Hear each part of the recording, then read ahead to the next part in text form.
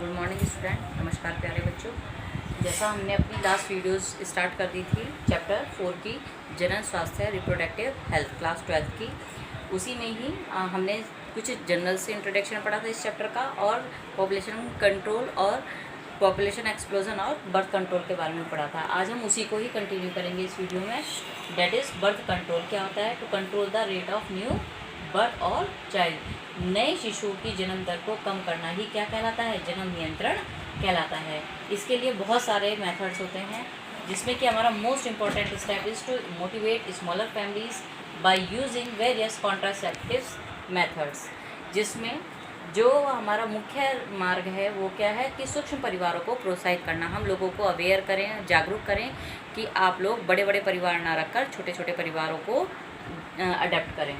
जिसके लिए बहुत सारी साधनों का प्रयोग किया जाता है, जैसे IUDs है, आपके बैरियर मेथड है, प्रत्यारोपण है, शल्य चिकित्सा है, that is barrier method, injectables, implants and surgical methods. आजकल इन सभी जो मेथड्स हैं उनका बहुत ज़्यादा यूज़ हो रहा है। अब हैं हमारे मेथड्स ऑफ बर्थ कंट्रोल। जन्म नियंत्रण की क्या क्या विधियाँ हो सकती हैं? तो उसकी मेनली दो विधियाँ होती हैं। एक नेचुरल मेथड होता है और दूसरा होता है आपका artificial method. That is natural family planning method and artificial family planning method.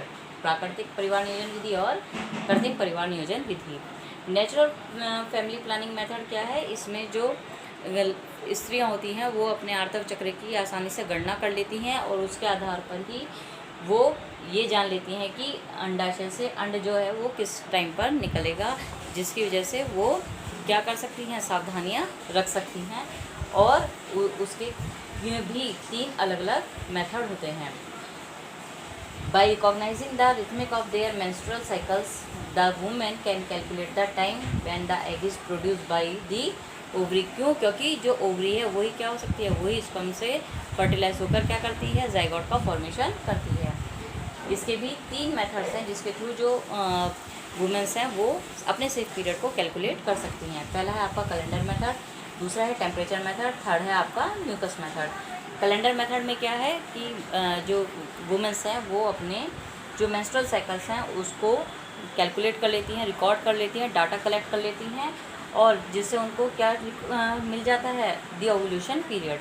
वो ओव्यूलेशन पीरियड को अपना नोट कर लेती हैं और उस टाइम पर वो क्या कर लेती हैं? ये देख लेती हैं कि where is the chances of fertilisation are very high during this period. और उस जो पीरियड है जिस टाइम पर कि फर्टिलाइजेशन होने की पूरी संभावना रहती है, उस टाइम को वो नोट कर लेती हैं और उससे सेफ रहती हैं। दोनों ही, उसमें मेल और फीमेल दोनों ही पार्टिसिपेट करते हैं, जिससे कि फर्टिलाइजेशन जो पीरियड है वो वहाँ पर अगर ना हो सके, वहाँ पर उसकी संभावनाएं कम से कम हो जाए। दूसरा है टेम्परेचर मेथड। टेम्परेचर मेथड में तापमान विधि में जो स्त्रियां हैं वो रोज़ाना अपने शरीर के तापमान को जांचकर उसका भी डाटा कलेक्ट कर लेती हैं, जिससे कि उन्हें ये पता लग जाए कि जो अंड निकलने का समय है उस समय हमारा टेम्परेचर कितना है। क्योंकि अंडाशय से जब आपका अंड निकलता है तो उस समय जो टेम्परेचर होता है वो बॉडी का क्या हो जाता है? वो थोड़ा ज़्यादा हो जाता है। और लास्ट है आपका म्यूकस मेथड। तो म्यूकस मेथड में जो लेडीज़ हैं उनकी बॉडी से जो सर्विक्स है, योनि है, उससे एक चिपचिपा पदार्थ निकलता है। वो उस चिपचिपे पदार्थ की जो थिकनेस है उसको भी कैलकुलेट कर लेती हैं, क्योंकि जब अंड निकलता है तो उस समय भी जो आपका थिकनेस है उसकी म्यूकस की वो क्या हो जाती है? वो बहुत ज़्यादा हो जाती है। थैंक यू बच्चों। अब नेक्स्ट वीडियो में हम पढ़ेंगे आर्टिफिशियल फैमिली प्लानिंग मेथड।